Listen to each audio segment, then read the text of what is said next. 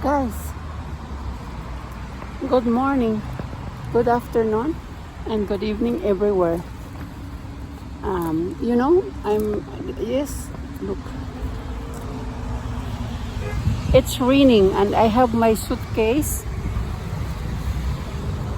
to bring in the house of Abuela because tonight I'm staying na to take care of her because the yaya is going to Ecuador. And today I'm bringing my suitcase. Look, and it's really a mess because Nuevos Ministerio is closed weekend. So I have to go around all Nuevos Ministerios and it's raining. It's okay. I can manage. The weather is very loco-loco. Sometimes it's sunshine, sometimes now it's raining, and sometimes it's raining in Yel. Yel is granizos, I think. Yel.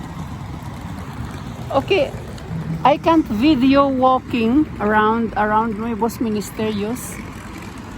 That's the beauty of Paseo Castellana. No traffic at all because the people are in Holy Week outside Madrid, and I can't video. I'm here in the pared. This is the wall of Nuevos Ministerios. I have to go around, and there is the house of Lola, which I have to take care tomorrow, 1 month of April. Okay, goodbye and good night. Shout out sa mga anak-anakan ko sa YouTube, baby girl Abigail, my pretty girl, and my baby boy Vince,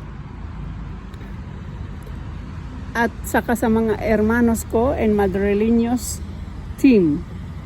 Okay, mga hermanos, see you tonight. Ayan, and see you one of these days, Sunday, because our sun card is coming by Tuesday, April 2, and you need to help us to install. Okay, bye. I love you all.